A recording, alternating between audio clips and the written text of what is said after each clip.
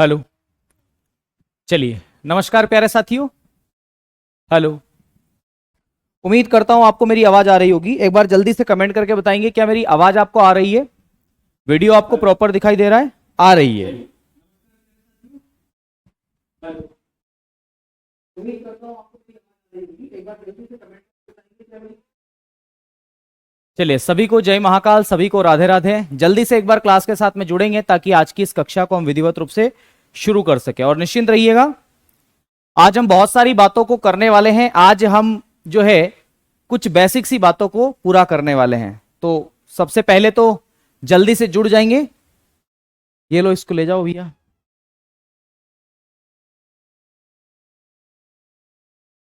बाहर कर देना, जाओ। चलिए, तो शुरू करते हैं आज की क्लास को। राष्ट्रीय आय में आपको पढ़ा रहा था, नेशनल इनकम के बारे में मैं आपसे डिस्कस कर रहा था कि राष्ट्रीय आय क्या होती है, ठीक है। और इसके बारे में मैंने बहुत सारी बातें आपको पहले भी बता दी थी कि राष्ट्रीय आय किसे कहते हैं और क्या कुछ होती है। इसके बारे में बेसिक सी बातों को और केवल रिवीजन आपको करवाऊंगा कि राष्ट्रीय आय क्या चीज है ना।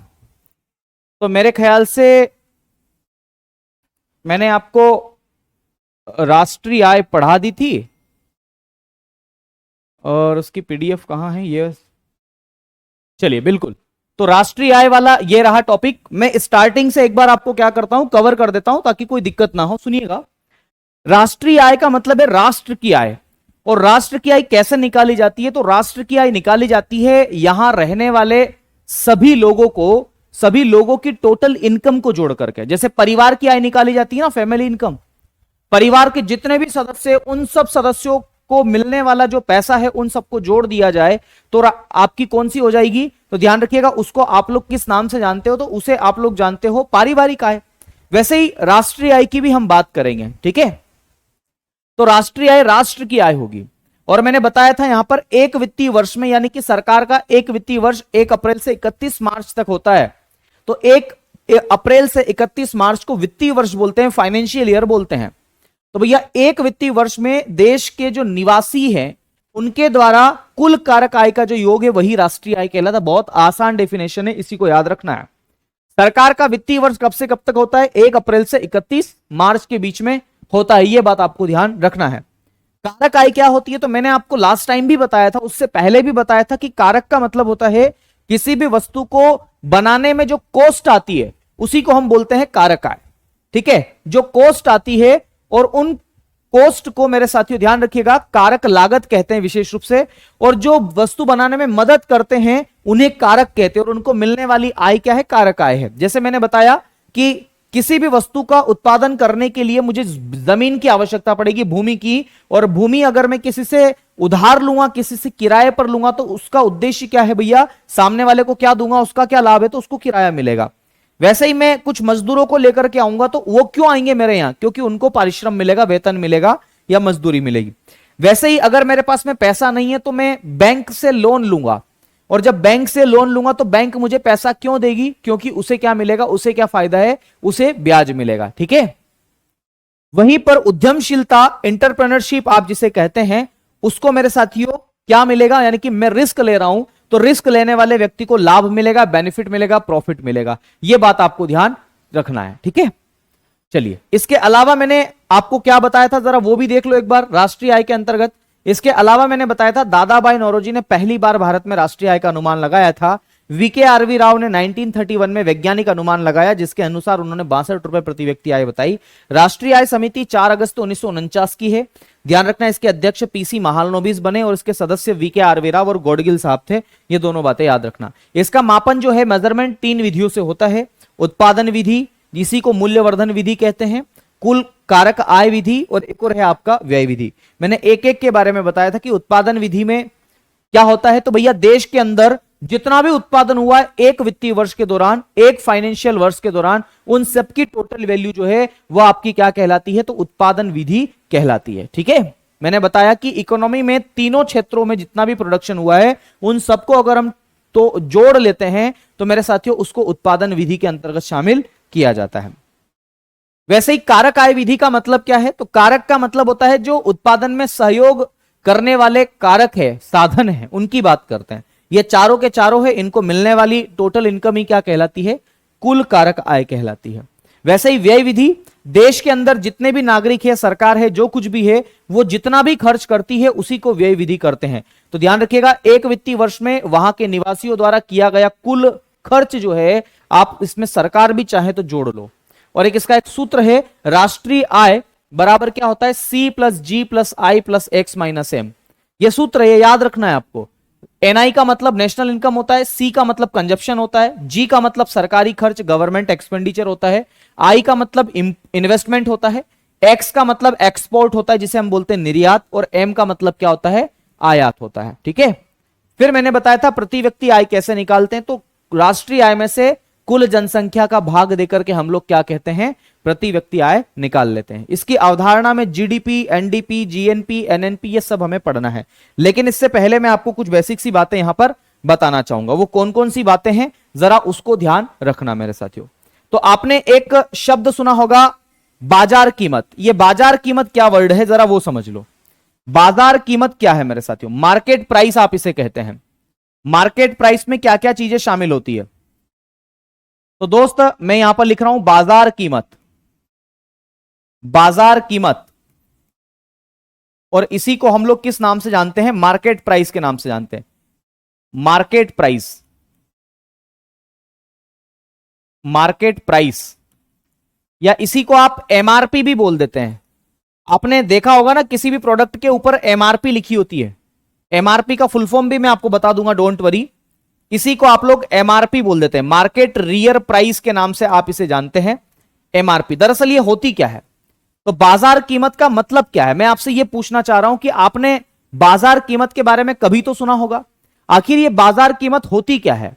कई बार आपने सुना होगा, इसी को बाजार मूल्य भी बोल देते हैं, मार्केट प्राइस भी आप इसे कह देते हैं। तो दरअसल है क्या ये?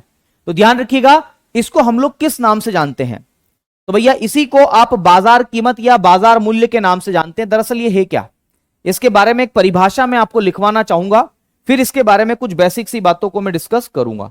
तो मेरे दोस्त, बाजार कीमत का मतलब क्या है, इसे हिंदी में या इसकी एक परिभाषा अगर हम दें तो क्या कहेंगे? तो ध्यान रखिएगा, जिस किसी भी कीमत पर, जिस किसी भी प्राइस पर हमें मार्केट में कोई वस्तु मिलती है, उसी को हम लोग बोलते हैं बाजार कीमत। जैसे उदाहरण के लिए मैं मान लो ये मोबाइल लेने गया, ये मोबाइल में लेने गया मेरे दोस्तों, और मार्केट में मुझे मान लो ये मोबाइल 20,000 का मिला, तो मैं कहूंगा कि ये इसकी कीमत है, बाजार कीमत। ठीक है, वैसे ही अगर मैं ये रिमोट लेने गया मार्केट में और मैंने पूछा कि भैया ये रिमोट कितने का है, तो उन्होंने कहा कि ये 40 रुपए का है, तो मैं कहूंगा कि इसकी बाजार कीमत जो है वो क्या है? 40 रुपए है। तो ये बेसिक सी बातें आपको ध्यान रखना है। तो मैं एक परिभाषा लिखता हूं, जिस मूल्य पर हमें बाजार में कोई वस्तु मिलती है उसी को हम लोग क्या बोलते हैं? बाजार कीमत कहते हैं। तो मेरे साथियों, जिस लिखता हूं, जिस मूल्य पर, जिस मूल्य पर बाजार में कोई वस्तु मिलती है, या ऐसा लिखें,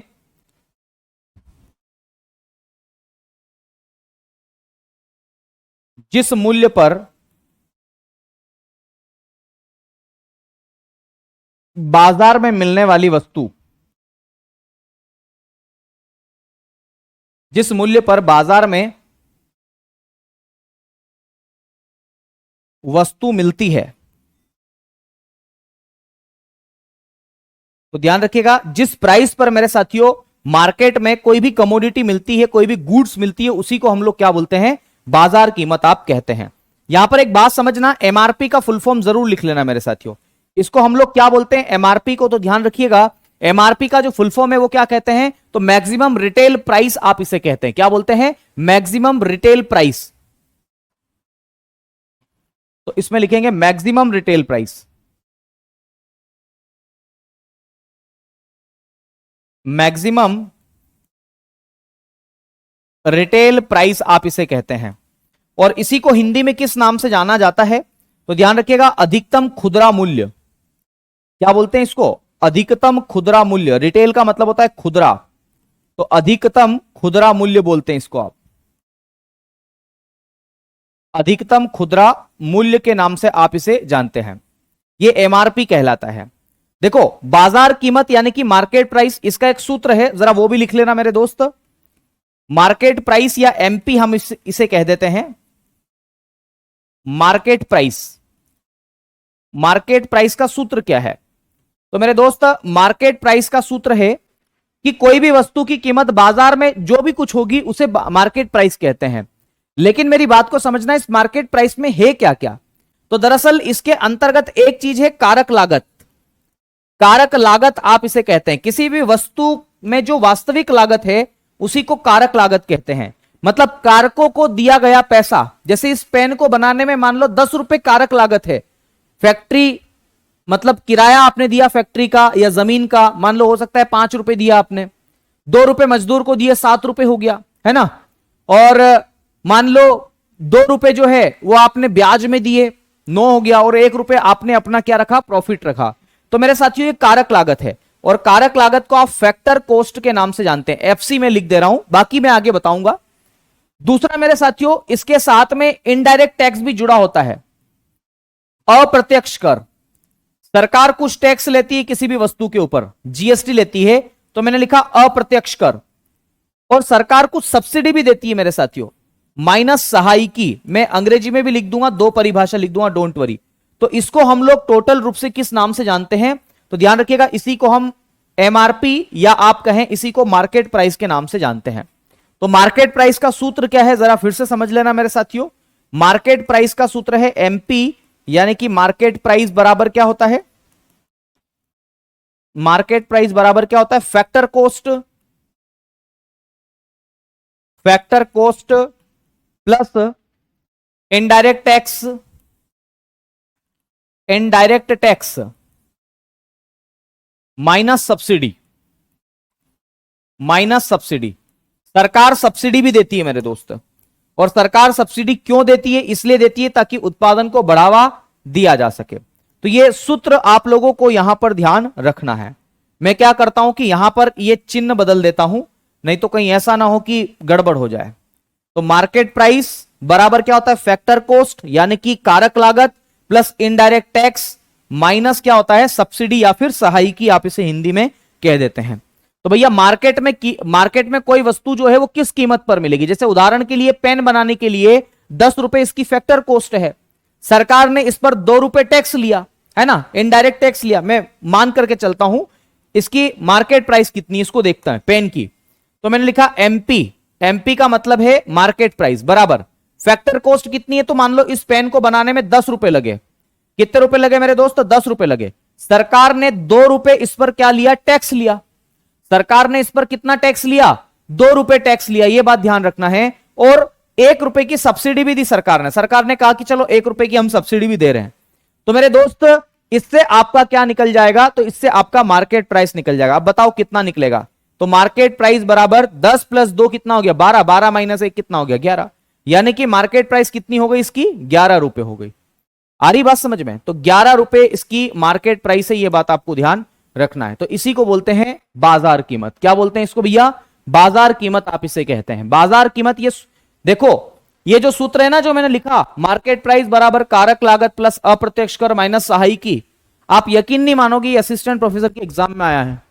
4 अगस्त को एमपी का असिस्टेंट प्रोफेसर का एग्जाम था, उसमें पूछा गया था कि इसमें से सही कौन सा है। आ रही बात समझ में? ये बात आपको ध्यान रखना है। तो मैंने आपको एग्जाम्पल देके भी बता दिया है ये सब चीजें क्या होती है। मार्केट प्राइस बराबर factor cost plus indirect tax minus subsidy. बेटा मैंने अंग्रेजी में भी लिखा है यार, ठीक है। तो ये दोनों बातें आपको ध्यान रखना। इसी को क्या बोलते हैं? मार्केट प्राइस आप कहते हैं, या इसी को मेरे साथियों बाजार कीमत आप कह देते हैं। अब ध्यान रखिएगा, एक और बात मैं आपको बताता हूं। जीडीपी की जो गणना है ना, या हम कहें राष्ट्रीय आय की गणना, वो दरअसल 2 आधारों पर की जाती है। उसमें एक आधार वर्ष का भी प्रयोग किया जाता है, ठीक है। तो आधार वर्ष का प्रयोग किया जाता है, इसका मतलब क्या है? तो ध्यान रखिएगा, उसी के बारे में मैं बात करूंगा, लेकिन उससे पहले मैं कुछ बेसिक सी बातें कर लेता हूं, फिर उसके बारे में डिस्कस करता हूं। आइए, मैं सबसे पहले हेडिंग डालता हूं जीडीपी। जीडीपी होती क्या है? सभी लोग ध्यान देंगे भैया। अगर इधर आपने ध्यान नहीं दिया, कमेंट बाजी में रहे, तो मेरी गारंटी है कि आपको समझ में नहीं आएगा, है ना। लेकिन अगर आपने मेरी एक एक बातों को ध्यानपूर्वक सुना, समझा, तो ऐसा भी मेरी गारंटी है कि आपको हर चीज समझ में आएगी, ठीक है। जीडीपी हम इसे कहते हैं। सबसे पहले ना जीडीपी का आप लोग फुल फॉर्म ही याद रख लो कि जीडीपी का फुल फॉर्म क्या है। तो सबसे पहले तो मैं जीडीपी का फुल फॉर्म आपको बता देता हूं कि जीडीपी का फुल फॉर्म है क्या। ठीक है, गेट अटका दो ये, ठीक है ना। चलिए जीडीपी की मैं बात कर लेता हूं कि जीडीपी का फुल फॉर्म क्या है। तो मेरे दोस्त जीडीपी का फुल फॉर्म क्या है, जरा सभी लोग ध्यानपूर्वक लिखना। जीडीपी का फुल फॉर्म है gross domestic product. Gross domestic product, gross domestic product आप इसे कहते हैं। ठीक है, ग्रोस डोमेस्टिक प्रोडक्ट। और इसी को हिंदी में किस नाम से जाना जाता है, तो ध्यान रखिएगा, इसको हम बोलते हैं सकल घरेलू उत्पाद। सकल घरेलू उत्पाद हम इसे कहते हैं। क्या बोलते हैं मेरे दोस्त, सकल घरेलू उत्पाद के नाम से आप इसे जानते हैं। जीडीपी आप इसे कह देते हैं, सकल घरेलू उत्पाद। जीडीपी होती क्या है, यह तो इसका फुल फॉर्म हो गया। ध्यानपूर्वक समझना, ग्रोस डोमेस्टिक प्रोडक्ट आप सबने बताया है मेरे दोस्त। देखो यहां पर एक शब्द लिखा गया है घरेलू उत्पाद। तो घरेलू उत्पाद का मतलब क्या है, मैं आपको यह बताना चाह रहा हूं। तो घरेलू उत्पाद को समझने के लिए आपको पहले एक शब्द समझना पड़ेगा, घरेलू सीमा। घरेलू सीमा, और इसी को हम लोग क्या बोलते हैं, डोमेस्टिक बाउंड्री बोलते हैं। Domestic boundary. देखो मेरे पास में दो ऑप्शन थे। पहला ऑप्शन तो यह था कि इसको टाइप करवा के ले आऊं और आपको बता दूं, हेडेक खत्म। लेकिन मुझे पता उससे समझ में नहीं आने वाला आप लोगों को। डोमेस्टिक बाउंड्री आप इसे कहते हैं, डोमेस्टिक बाउंड्री आप इसे कहते हैं। मैं ऐसा मान करके चल रहा हूं कि भारत की जो डोमेस्टिक बाउंड्री है या किसी भी देश की जो डोमेस्टिक बाउंड्री है वो कुछ ये है, जो कि मैं यहां पर बना रहा हूं आप लोगों के लिए समझाने के दृष्टिकोण से बना रहा हूं। ये भारत की जो है वो डोमेस्टिक बाउंड्री है, ऐसा मैं मान करके चल रहा हूं। ये इसको हमने क्या माना है, ये जो गोला बनाया है ऐसा मैंने मान लिया है कि ये भारत की, ये मेरे साथियों भारत की क्या है, ये घरेलू सीमा है। ये भारत है, ये भारत की एक डोमेस्टिक बाउंड्री है, घरेलू सीमा है। इस घरेलू सीमा में मेरे साथियों यहां के लोग हैं, पहली बात तो ये यहां के निवासी भी हैं, इसके अंदर कुछ यहां भारत में रहने वाले लोग हैं जो यहां पर काम धंधे कर रहे हैं, बिल्कुल सही बात है। इसके अलावा यहां पर अमेरिका का व्यक्ति भी काम कर रहा है, यानी कि गैर निवासी भी आप इसे कह सकते हैं। गैर निवासी क्या बोलेंगे मेरे साथियों, गैर निवासी, या इसी को बोलते हैं अनिवासी। मैं हेडेक खत्म करता हूं अनिवासी लिख करके। नॉन रेसिडेंशियल आप इसे कहते हैं, मतलब अमेरिका, जापान, जर्मनी कहीं का भी व्यक्ति भारत में रह रहा है कुल मिलाकर, और यहां उत्पादन कर रहा है, प्रोडक्शन कर रहा है, काम कर रहा है, धंधा कर रहा है, जो करना है कर रहा है बेचारा, यहां से पैसे कमा के वो अपने देश में ले जा रहा है कुल मिला के। ये जैसे उदाहरण के लिए आपकी भगवान चाहे सबकी नौकरी लगे, और जब आपकी नौकरी लग जाएगी और मान लो विदेशों में आपकी नौकरी लगी, तो आप अमेरिका में गए काम करने, तो अमेरिका में काम करोगे ना, आप अमेरिका की घरेलू सीमा में काम करोगे। वैसे ही ऐसा भी तो हो सकता है अमेरिका का कोई व्यक्ति हो, भारत में उसकी नौकरी लगे तो भारत में काम कर रहा हो। ये दोनों मतलब कुल मिलाकर के घरेलू सीमा का मतलब यह है कि यह भारत की बाउंड्री है, और इस बाउंड्री में यहां के लोग तो काम करते ही करते हैं और पैसा कमाते हैं। उसके बाद में मेरे साथियों ध्यान रखिएगा, विदेशी व्यक्ति भी यहां आकर के कुछ ना कुछ काम धंधा करते ही करते हैं। इसी को हम लोग जीडीपी कहते हैं। मैं एक परिभाषा लिखूंगा, फिर आपको समझ में आएगा कि जीडीपी की परिभाषा क्या है, इसका मूल उद्देश्य क्या है। तो मेरे दोस्त पहले मैं लिखता हूं फिर आपको समझाता हूं। मैं लिखूंगा एक वित्तीय वर्ष में, एक वित्तीय वर्ष का मतलब है फाइनेंशियल ईयर की हम बात कर रहे हैं, सिंगल फाइनेंशियल ईयर। तो एक वित्तीय वर्ष में, एक वित्तीय वर्ष में, एक वित्तीय वर्ष में,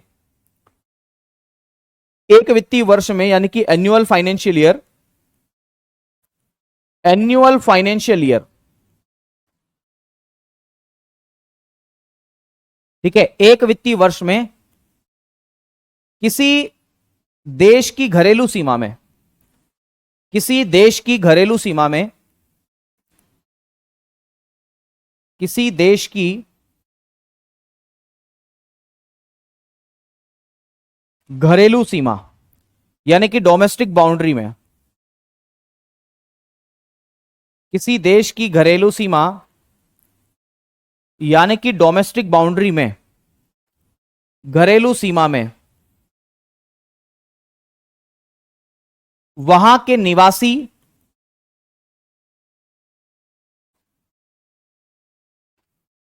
वहां के निवासी और अनिवासी, वहां के निवासी और अनिवासी, नॉन रेसिडेंशियल, वहां के निवासी और अनिवासी द्वारा किया गया कुल उत्पादन, द्वारा किया गया कुल उत्पादन क्या कहलाता है? जीडीपी कहलाता है, जीडीपी कहलाता है। देखो मैं फिर से पढ़ करके बताता हूं। मैंने ये बताया किसी भी देश की घरेलू सीमा के अंदर एक वित्तीय वर्ष में वहां के निवासियों के द्वारा, चाहे वहां के गैर निवासियों के द्वारा, ध्यान रखिएगा दोनों के द्वारा मेरे साथियों, अगर उत्पादन किया जाता है, प्रोडक्शन किया जाता है, तो इसी को हम लोग क्या बोलते हैं? जीडीपी कहते हैं। यह बात आपको ध्यान रखना। इतनी सी बात मैंने यहां पर बताई है। ठीक है, बहुत बढ़िया।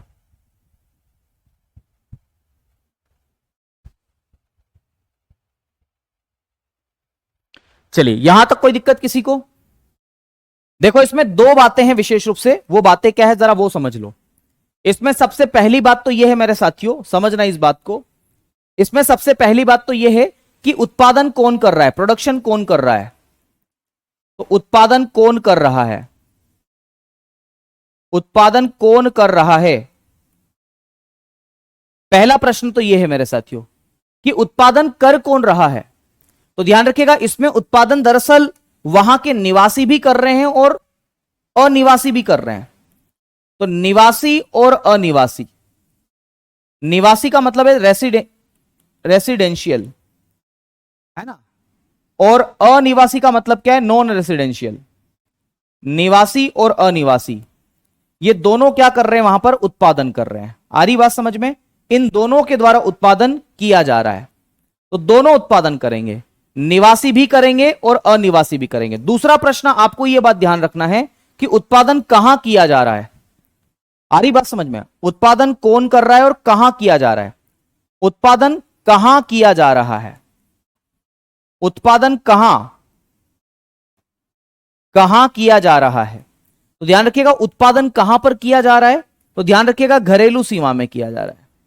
किसी भी देश की इकोनॉमी की डोमेस्टिक बाउंड्री में, घरेलू सीमा में क्या किया जा रहा है? उत्पादन किया जा रहा है। ये दोनों बातें आपको ध्यान रखना है। तो भैया उत्पादन कहां पर किया जा रहा है? तो किसी भी देश की घरेलू सीमा में किया जा रहा है। यह बात आपको ध्यान रखना है। ठीक है, और मैंने आपको यह बताया है कि वो उत्पादन चाहे वहां रहने वाला व्यक्ति करे, चाहे मेरे साथियों किसी दूसरे देश का व्यक्ति वहां पर आकर के वहां पर क्या करता है? उत्पादन करता है। तो इसी को हम लोग क्या बोलते हैं? घरेलू सीमा में किया गया उत्पादन जो है उसी को जीडीपी कहते हैं मेरे साथियों, ग्रोस डोमेस्टिक प्रोडक्ट कहते हैं। यह बात आपको ध्यान रखना है। तो जीडीपी का मतलब आप समझ गए होंगे। जीडीपी का मतलब होता है मेरे दोस्त, ध्यान रखिएगा, ग्रोस डोमेस्टिक प्रोडक्ट। और इसका मतलब होता है कि किसी भी देश की डोमेस्टिक बाउंड्री के अंदर जितना भी प्रोडक्शन हो रहा है, चाहे वह वहां के रेसिडेंशियल व्यक्ति के द्वारा किया जा रहा हो या नॉन रेसिडुअल व्यक्ति के द्वारा किया जा रहा हो, किसी के द्वारा भी किया गया हो मेरे साथियों, तो उसको आप लोग क्या कहते हैं? जीडीपी कह देते हैं। अब ध्यान रखिएगा मेरे दोस्त, यहां पर मैं एक बात आपको बताना चाहता हूं, वो जरा समझिएगा कि जीडीपी की जो गणना है ना, दरअसल दो आधार पर की जाती है। जीडीपी की गणना, जीडीपी की गणना, और गणना को हम बोलते हैं कैलकुलेशन। जीडीपी की जो कैलकुलेशन है, कैलकुलेशन, वो दरअसल दो आधारों पर की जाती है। जीडीपी की कैलकुलेशन कितने आधारों पर की जाती है? दो आधार। इसके दो तरीके हैं।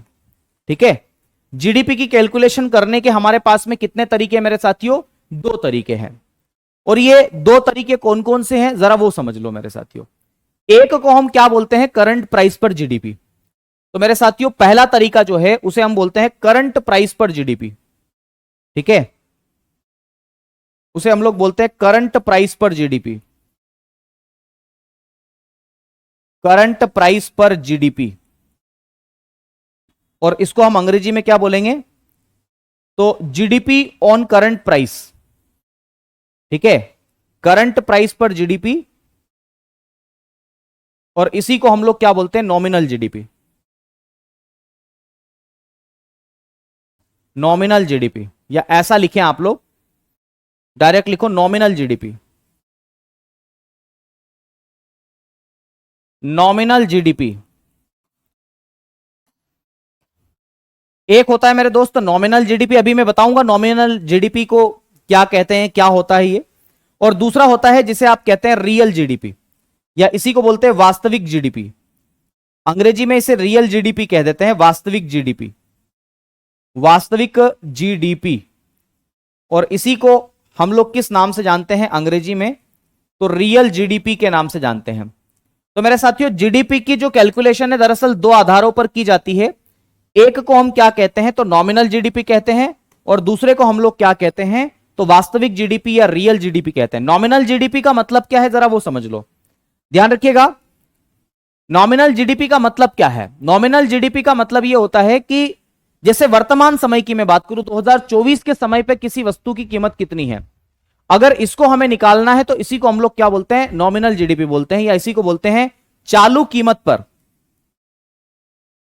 चालू कीमत पर, करंट प्राइस पर जीडीपी, चालू कीमत पर जीडीपी की गणना करना, चालू कीमत पर जीडीपी की गणना करना, या इसी को हम लोग क्या बोलते हैं, जीडीपी ऑन करंट प्राइस। इसे अंग्रेजी में क्या बोलेंगे, GDP on current price, current price, GDP on current price मतलब वर्तमान समय में उसकी कीमत कितनी है, उसी को हम नॉमिनल जीडीपी कहते हैं। यह बात आपको ध्यान रखना है। नॉमिनल जीडीपी का मतलब यह होता है कि चालू कीमत पर अभी जीडीपी कितनी है। मैं भी एग्जांपल देके भी आपको बताऊंगा। और रियल जीडीपी का मतलब क्या होता है, वास्तविक जीडीपी आप इसे कहते हैं मेरे दोस्त। वास्तविक जीडीपी में लिखना है, इसमें आधार वर्षों का प्रयोग किया जाता है, इसमें आधार वर्षों का प्रयोग किया जाता है, इसमें आधार वर्ष, आधार वर्ष लिखो, वर्षों क्यों लिख रहे हो, इसमें आधार वर्ष का प्रयोग किया जाता है। और आधार वर्ष को आप बोलते हैं बेस ईयर। इसमें आधार वर्ष का प्रयोग करके, का उपयोग करके, प्रयोग करके, यूज करके, का प्रयोग करके, इसमें आधार वर्ष का प्रयोग करके जीडीपी को निकाला जाता है, जीडीपी निकाली जाती है, जीडीपी की गणना की जाती है, ऐसा लिख लो, जीडीपी की गणना की जाती है, जीडीपी की गणना की जाती है। तो ध्यान रखिएगा मेरे दोस्त, जिसमें बेस ईयर का यूज करके मेरे साथियों जीडीपी की गणना की जाए उसी को हम लोग क्या कहते हैं, वास्तविक जीडीपी कहते हैं, रियल जीडीपी कहते हैं। ठीक है, चलिए बहुत बढ़िया, शानदार।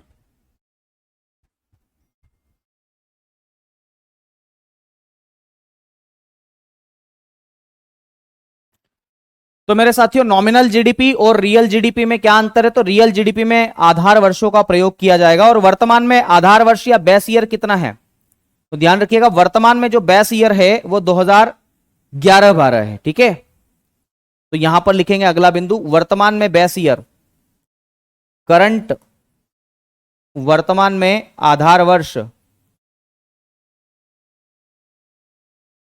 करंट बेस ईयर की हम बात करें मेरे दोस्त, वर्तमान में आधार वर्ष बेस ईयर, अभी क्या चल रहा है बेस ईयर, तो ध्यान रखिएगा बेस ईयर जो है 2011-12 चल रहा है।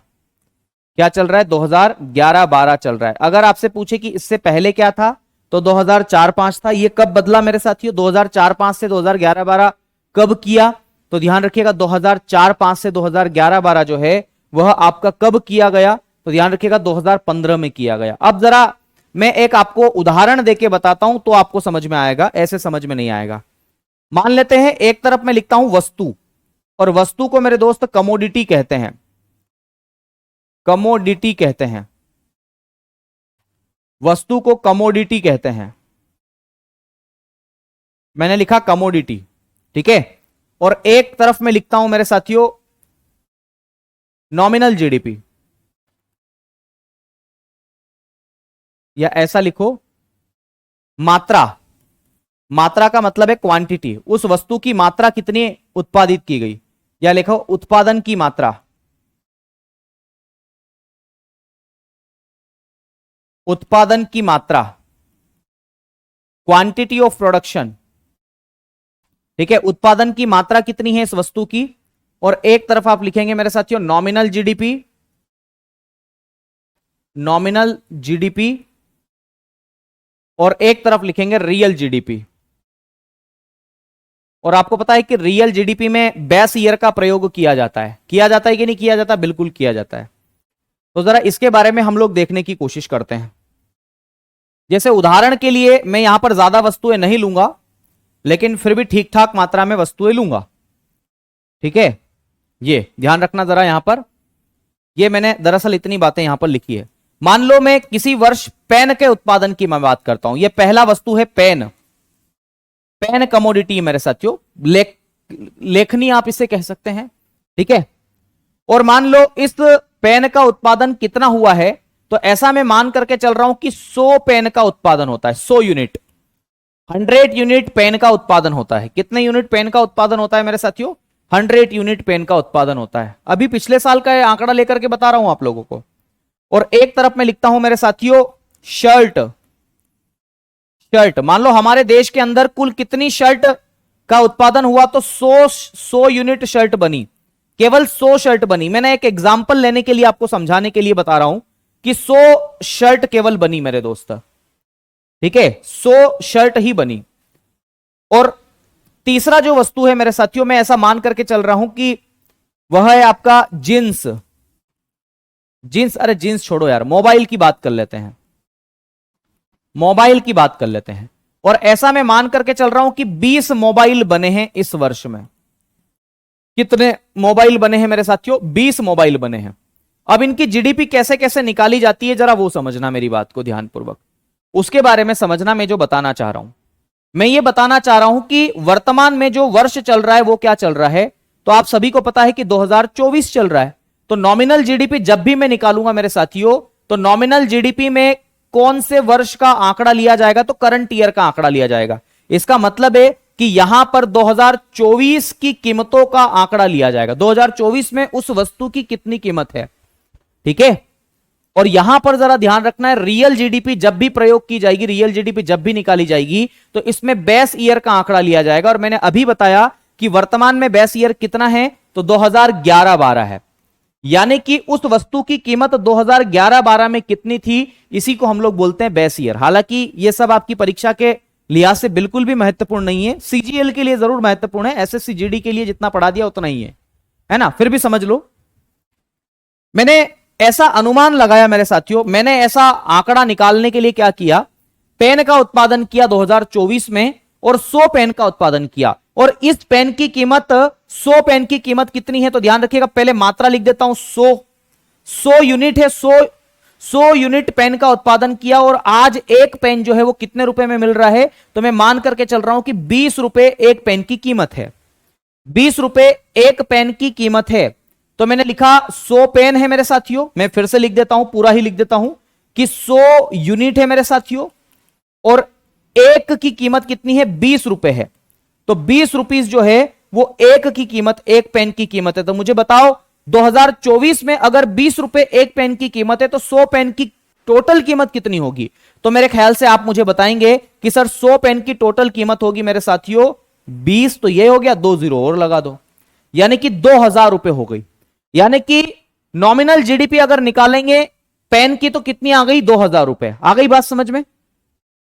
वहीं पर रियल जीडीपी की अगर हम बात करें तो 100 पेन है, आपको पता ही है 100 यूनिट पेन है मेरे साथियों, लेकिन 2011-12 में एक पेन की कीमत जो है वो 10 रुपए थी, उस समय 10 रुपए ही थी 2011-12 में। तो मैंने लिखा 10 रुपीस। अब मुझे बताओ कैलकुलेशन करके आप लोग कितने रुपए बनेंगे, आप ही बताना मेरे साथियों। 100 यूनिट का, अगर 100 यूनिट पेन का उत्पादन हुआ है तो उस समय 10 रुपए एक पेन की कीमत थी, इसका मतलब है 1000 रुपए का उत्पादन किया गया है, 1000 रुपए पेन की जीडीपी है। आ रही बात समझ में? अब मुझे बताओ रियल जीडीपी और वास्तविक जीडीपी में, रियल जीडीपी और नॉमिनल जीडीपी में क्या अंतर आपको देखने को मिल रहा? कोई बात नहीं, अभी नहीं समझ में आ रहा है, एक बार और एग्जांपल लेते हैं, ऐसी कोई दिक्कत वाली बात नहीं है। शर्ट की मैं बात करता हूं, 2024 में 100 शर्ट का उत्पादन किया गया, और ध्यान रखिएगा 2024 में एक शर्ट की जो कीमत थी वो कितनी थी, तो मैं ऐसा मान करके चल रहा हूं कि 100 यूनिट थी और एक शर्ट की जो कीमत थी वो कितनी थी, तो मैं मानकर चलूं मेरे साथियों 50 रुपए एक शर्ट की कीमत थी। इतनी सस्ती तो नहीं हो सकती, लेकिन एक एग्जांपल लेने में क्या ही जा रहा आपको बताने के लिए। तो अब मुझे बताइए नॉमिनल जीडीपी कितनी होगी। तो भैया 2024 में 50 रुपए में एक शर्ट मिलती थी, तो 100 शर्ट कितने में मिलेगी, तो आपको सबको पता है मेरे दोस्त कि कितने हो जाएंगे, तो 5,000 रुपए हो जाएंगे। कितने हो जाएंगे, 5,000 हो जाएंगे। वहीं पर अगर मैं बात करूं 2011-12 के आंकड़ों के अनुसार, तो 100 शर्ट मेरे साथियों ध्यान रखिएगा, 100 यूनिट की अगर मैं बात करूं, उस समय जो है वो केवल और केवल 25 रुपए में मिलती थी 2011-12 में। तब इसके अनुसार कितने रुपए हो जाएंगे, तो ध्यान रखिएगा 2500 रुपए हो जाएंगे। अब आप ही अंतर बताना क्या अंतर आ रहा है, मैं अभी नहीं बताऊंगा, आप लोग बताएंगे। मोबाइल बनाए गए, ऐसा मैं मान करके चल रहा हूं मेरे साथियों कि 20 मोबाइल बनाए गए और 20 यूनिट के हिसाब से एक मोबाइल कितने रुपए का मिल रहा था। तो मैं ऐसा उदाहरण मान लेता हूं कि 1000, या ऐसा मैं मान लेता हूं मेरे साथियों 1000 रुपए का एक मोबाइल मिल रहा था। 1000 रुपए का एक मोबाइल था, तो 20 मोबाइल कितने रुपए के होंगे, तो आप सबको पता चल गया होगा कि सर 20,000 के मोबाइल होंगे। ठीक है, वहीं पर अगर रियल जीडीपी बेस ईयर का प्रयोग मैं करूं, तो मेरे साथियों 20 मोबाइल की कीमत 2011-12 में कितनी थी, तो एक मोबाइल की कीमत मात्र और मात्र 500 रुपए थी। ये अनुमान से लिख रहा हूं कि 500 रुपए में मिल गया होगा, तो 500 रुपए एक मोबाइल की कीमत थी, तो 20 मोबाइल की कीमत कितनी होगी, तो ध्यान रखिएगा 20 से पंजे 100, यानी कि क्या हो जाएगा, 10,000 हो जाएगा। तो सिंपल सा आपको क्या अंतराल दिख रहा है, क्या कुछ चीजें आपको समझ में आ रही है। अब मैं चाहता हूं कि आप लोग इसका जवाब दें कि आपको चीजें क्या समझ में आ रही है। ठीक है, आपको क्या चीजें समझ में आ रही है ये बताओ। देखो, नॉमिनल जीडीपी और रियल जीडीपी, आधार वर्ष बदलने से जीडीपी बदल जाएगी देश की। आ रही बात समझ में, नहीं समझ में आ रही, कोई बात नहीं, फिर से समझेंगे, ऐसी कोई दिक्कत वाली बात नहीं है, ना तो मुझे जल्दी है ना आपको जल्दी है। मैं फिर से आपको बताता हूं। बच्चे का प्रश्न है शिवम यादव का, रियल जीडीपी में रेट कम क्यों है। रियल जीडीपी में रेट कम इसलिए है शिवम भाई, क्योंकि ये 2011-12 में जो वस्तु की कीमत हुआ करती थी उसके अनुसार ये जीडीपी निकाली जाती है। मुझे बताओ 2011-12 में पेन 10 रुपए का ही तो आता था। अरे अभी लेने जाओ 2024 में, वही पेन आपको 20 रुपए में मिलेगा। अभी लेके आया हूं मैं, आज ही लेके आया हूं। धीरज है ना, बोल रहे रिकॉर्डिंग क्लास, बहुत अच्छा बेटा, 20 साल पहले रिकॉर्ड कर ली थी हमने, है ना। आ रही बात समझ में आपको। मैं फिर से बताता हूं, रियल जीडीपी का मतलब होता है वास्तविक जीडीपी, और नॉमिनल जीडीपी का मतलब क्या होता है कि करंट ईयर की प्राइस पर अगर आप जीडीपी की कैलकुलेशन करते हैं तो ये। ठीक है मेरे दोस्त, ये जीडीपी वाला टॉपिक खत्म हो जाएगा, राष्ट्रीय आय वाला, तो मैं पीवाईक्यू करवाऊंगा। यार इतनी भी क्या जल्दबाजी है, रुक तो जाओ। इतनी बात समझ में आ गई। तो मेरे दोस्त एक बात आपको समझ में आई होगी कि नॉमिनल जीडीपी हमेशा रियल जीडीपी की तुलना में क्या होती है, ज्यादा होती है। अगर मेरे दोस्त ध्यान रखना, धीरज पुरी जी सुनिएगा मेरी बात को, अगर आपसे यह पूछा जाए, समझना, अगर आपसे कथन बना करके, स्टेटमेंट बना करके यह बात पूछ ली जाए कि भैया नॉमिनल जीडीपी सदैव रियल जीडीपी से ज्यादा होती है, सही है कि गलत है, सही है। रियल जीडीपी हमेशा नॉमिनल जीडीपी से क्या होगी, कम ही होगी। क्यों, क्योंकि इसमें बेस ईयर का प्रयोग किया जाएगा, और हमेशा समझना, हमेशा समय के साथ में जैसे जैसे हम आगे बढ़ते जाते हैं वैसे वैसे कीमत क्या होती जाती है, बढ़ती जाती, कभी कम नहीं होती है। पेन जो आप बचपन में पढ़ा करते थे पहले, वो 2 रुपए का आता था कि नहीं आता था, आज वही पेन जो है वो 10 रुपए का मिलता होगा। आ रही बात समझ में। तो ये बेसिक सी बात है। देखो मैंने पहले ही खुल के बोल दिया था, और वो क्या बोला था कि अगर आपने इस क्लास में थोड़ा बहुत भी इधर उधर बातचीत करी, ध्यान नहीं दिया, तो समझ में नहीं आएगा। ठीक है, बहुत बढ़िया, शानदार। इतना बताएं, यहां तक सब ओके है।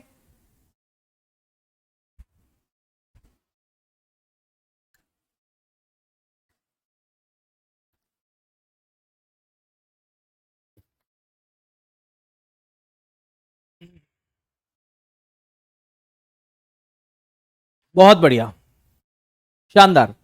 तो ये जीडीपी के बारे में मैंने बात कर ली। तो मैंने जीडीपी के बारे में दोनों शब्द बता दिए हैं कि जीडीपी की परिभाषा क्या है। तो जीडीपी का फुल फॉर्म है सकल घरेलू उत्पाद, या इसी को ग्रोस डोमेस्टिक प्रोडक्ट के नाम से जानते हैं। सिंपल सा एक मतलब है, डोमेस्टिक प्रोडक्ट का मतलब है घरेलू उत्पाद। अपने घर के अंदर चाहे विदेशी व्यक्ति आकर के उत्पादन करे, चाहे कोई भी आए, चाहे हम करें चाहे विदेशी व्यक्ति आए, अगर उत्पादन हो रहा है, अगर हम पैसा कमा रहे हैं उसकी वजह से, तो उसको जीडीपी में शामिल करते हैं हम लोग। ये बात आपको ध्यान रखना है। जीडीपी से ही एक शब्द निकलता है मेरे साथियों, उसका नाम क्या है? तो ध्यान रखिएगा, उसे हम बोलते हैं एनडीपी। क्या बोलते हैं? एनडीपी। एनडीपी। और एनडीपी का फुल फॉर्म क्या है? तो एनडीपी का फुल फॉर्म है net domestic product. Net domestic product.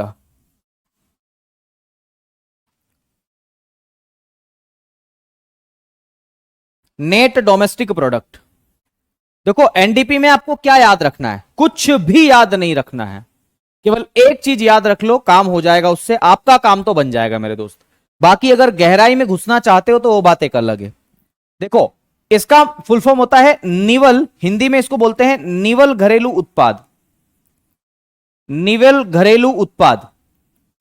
आप मुझसे पूछेंगे गुरुजी इसकी परिभाषा क्या है? मैं कहूंगा परिभाषा क्यों रटना, जब केवल एक बात आप याद रख लो सारा काम खत्म। एनडीपी का एक फार्मूला है, केवल फार्मूला आपको यहां पर याद रखना है, और वो फार्मूला क्या है? एनडीपी यानी कि नेट डोमेस्टिक प्रोडक्ट आप इसे कहते हैं, बराबर क्या होता है? तो ध्यान रखिएगा, जीडीपी में से आप जीडीपी में से क्या घटा दोगे? तो ध्यान रखना, जीडीपी में से आप लोगों को क्या घटाना है? तो जीडीपी में से डेप्रिसिएशन, क्या बोलते हैं? डेप्रिसिएशन। और डेप्रिसिएशन को आप लोग हिंदी में बोलते हैं मूल्य ह्रास। क्या बोलते हैं? मूल्य ह्रास बोलते हैं। मूल्य ह्रास। इसको जब माइनस कर दोगे तो आपको क्या देखने को मिलेगा? तो ध्यान रखिएगा, एनडीपी देखने को मिलेगा। अब यह मूल्य ह्रास क्या है? तो मूल्य ह्रास का मतलब होता है घसारा, हिंदी में इसको बोलते हैं घसारा। या इसको और थोड़ा सा आसान अगर मैं करूं, तो जब आप दुकान पर जाते हो कोई सामान लेने, जैसे उदाहरण के लिए मैं एक फोन लेने गया था, ये मैं जैसे ही मार्केट में फोन लेने गया मेरे साथियों, और मैं फोन लेके आ गया, मुझे अच्छा लगा था, मैंने कहा यार क्या करूं, फोन तो लेना ही है, फोन अपना खत्म हो गया, टूट गया है। तो भाई मैंने कहा कि ठीक है ले लेते हैं फोन, ऐसा क्या है। मैंने फोन लिया, और मैंने ये फोन लिया 65,000 का, बड़ी मेहनत करके लिया है, और ऐसा मैं मान करके चल रहा हूं कि ये 65 का मैंने फोन लिया। अगर 2 दिन बाद में इसे बेचना चाहूं तो कितने में बिक जाएगा? आपसे ही बोलूं कितने में ले लोगे आप लोग, बताओ? ठीक है, कितने में ले लोगे? तो आप ही बोलोगे सर दे दो कोई 10-20 हजार में। मतलब अगर एक वास्तविक लागत में कहूं तो आप कहोगे कि सर 50 में दे दो, या 50 में भी नहीं, जितने में भी ले लोगे मेरे साथियों, मतलब 65 से ज्यादा में तो नहीं लोगे ना। तो ध्यान रखना, चाहे आप 50 बोलो, 60 बोलो, 40 बोलो, 10 बोलो, कोई बोलेगा सर गिफ्ट ही कर दो। तो ध्यान रखिएगा कितने में भी लो, कुल मिलाकर के उसकी कीमत अब उतनी तो रही नहीं। इसी को बोलते हैं मूल्य ह्रास। क्या बोलते हैं? मूल्य ह्रास आप इसे कहते हैं। यह बात आपको ध्यान रखना है। तो इतनी सी बातें मैंने यहां पर आपको कवर करके बताई है। एक बच्चा कह रहा 150 रुपया देगा। बेटा 150 रुपया, चलिए बहुत बढ़िया। तो मेरे साथियों एनडीपी का मतलब क्या होता है? एनडीपी का मतलब होता है नेट डोमेस्टिक प्रोडक्ट। और ये कैसे निकाला जाता है? तो जीडीपी में से डेप्रिसिएशन को घटा करके क्या निकाला जाता है? मूल्यह्रास को घटा करके एनडीपी निकाल लिया जाता है। यह बात आपको ध्यान रखना है। अब देखो एक और बिंदु मैं आपको लिखवाना चाहता हूं, उस बिंदु के बारे में पहले समझ लो। वो बिंदु है मेरे साथियों अंतिम मूल्य, फाइनल प्राइस। अंतिम मूल्य, अंतिम मूल्य हम इसे कहेंगे, फाइनल प्राइस हम इसे कहेंगे कि अंतिम मूल्य क्या होगा। तो फाइनल प्राइस जो है मेरे साथियों, अंतिम मूल्य, आप लोग इसे आसान भाषा में समझने के लिए उपयोग करते हैं कि फाइनल प्राइस क्या होता है। तो दरअसल मैं आपको यहां पर बताना चाहूंगा कि फाइनल प्राइस का मतलब क्या है। फाइनल प्राइस का मतलब यह है मेरे साथियों, फाइनल प्राइस का मतलब यह होता है अंतिम कीमत आप इसे कहते हैं, या फाइनल प्राइस का मतलब क्या होता है जरा वो समझना। फाइनल प्राइस को ही आप लोग किस नाम से जानते हैं? तो बाजार कीमत के नाम से जानते हैं। बाजार कीमत, या इसी को मार्केट प्राइस कह देते हैं। बाजार कीमत, या इसी को क्या बोलते हैं? मार्केट प्राइस के नाम से आप इसे जानते हैं। तो भैया अंतिम मूल्य का मतलब ही होता है बाजार कीमत। क्यों? क्योंकि मार्केट प्राइस में क्या क्या चीजें शामिल होती है आप सभी को अभी मैंने बताया है। मार्केट प्राइस में एमपी में क्या क्या चीजें शामिल होती है, तो मार्केट प्राइस में फैक्टर कॉस्ट शामिल होता है, साधन लागत है ना, या कारक लागत भी आप इसे कहते हैं, प्लस इनडायरेक्ट टैक्स इसमें शामिल होता है, अप्रत्यक्ष कर जिसे आप कहते हैं मेरे साथियों, इनडायरेक्ट टैक्स, इनडायरेक्ट टैक्स इसमें शामिल होता है, और सरकार के द्वारा जो सब्सिडी दी जाती है उसको घटाया जाता है इसमें, तो सब्सिडी, इन चीजों को इसमें क्या किया जाता है, शामिल किया जाता है। यह बात आपको ध्यान रखना है। मैं इसको इसलिए बना रहा हूं ताकि आपको पता रहे कि चिन्ह कौन से प्लस माइनस के, ठीक है। तो यह बात आपको ध्यान रखना है। क्या बात याद रखना है मेरे साथियों कि मार्केट प्राइस जो है उसी को अंतिम मूल्य कहते हैं, और इसके अंतर्गत साधन लागत भी होती है, इसके अंतर्गत अप्रत्यक्ष कर भी होते हैं, और सब्सिडी को या सहायिकी को क्या किया जाता है, माइनस किया जाता है। यह बात आपको याद रखना है, बड़ी ही इंपॉर्टेंट बात है और परीक्षा में कई बार पूछी जाने वाली बात है, परीक्षा में कई बार पूछी जाने वाली बात है ये, ठीक है। तो ये राष्ट्रीय आय से संबंधित कुछ बेसिक सी कॉन्सेप्ट को मैंने आपको बताने की कोशिश की है। अभी और भी चीजें हैं जिनको मुझे बताना है। मैं आज आपको केवल उन चीजों के बारे में बता देता हूं कि मैं अगली बार आपको क्या क्या बताऊंगा, यानी कि कल आपको क्या क्या बताऊंगा, ठीक है। तो ध्यान रखिएगा कल मैं आपको क्या क्या पढ़ाने वाला हूं विशेष रूप से। एक शब्द हमारे पास में, एक टर्मिनोलॉजी बची है जो कि मैंने कल आपको बताया था, एनडीपी है ना, नेट डोमेस्टिक प्रोडक्ट हो गया। एक बचा है जीएनपी, जीएनपी आप इसे कहते हैं gross national product, gross national product आप इसे कहते हैं।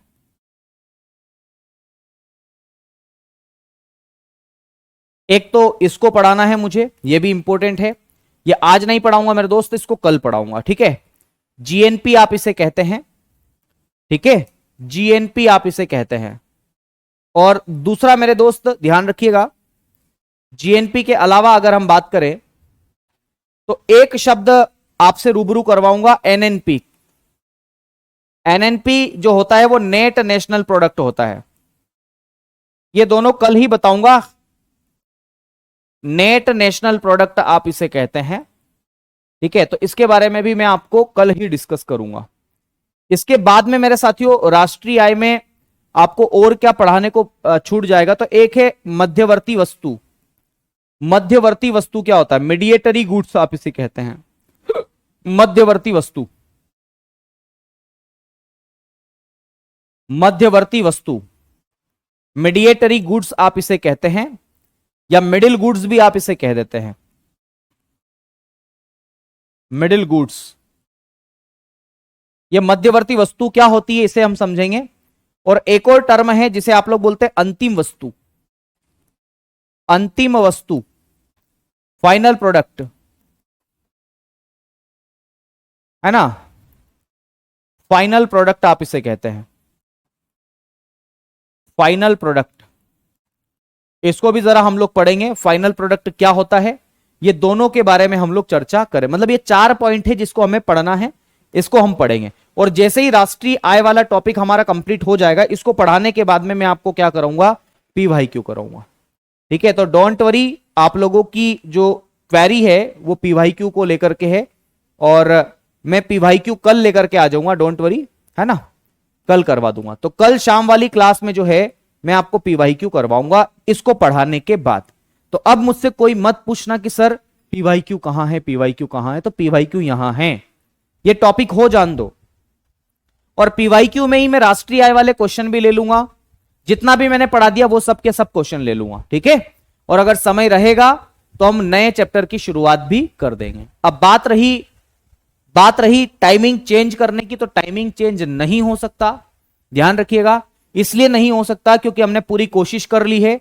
बहुत हेक्टिक टाइम टेबल अभी हमारा बना हुआ है, बहुत ज्यादा हेक्टिक बना हुआ है। हम बिल्कुल नहीं चाहते कि किसी भी तरीके से आप लोगों का नुकसान हो। हां ये जरूर है, इकोनॉमिक्स अगर आप कर रहे, जैसे अवसर बेच वाले विद्यार्थी हमारे जो हैं, एसएससी जीडी वाले, वो इकोनॉमिक्स अच्छे से पढ़ना चाहते हैं, तो ध्यान रखिएगा मैं बहुत अच्छे से पढ़ा रहा हूं। नहीं तो एक ही लेक्चर में राष्ट्रीय आय खत्म कर देता, पर नहीं, मुझे पता है कि आसानी से समझ में नहीं आएगा वो। तो डोंट वरी, थोड़ा सा धैर्य रखो, सब चीजें हो जाएगी। मेरी गारंटी है 27 तारीख तक मैं आपका इकोनॉमिक्स भी कंप्लीट कर दूंगा। आ रही बात समझ में? ये मेरी जवाबदारी है, मैं कैसे करूंगा इसको, पर मैं कर दूंगा, मुझे विश्वास रखो थोड़ा सा इसके ऊपर।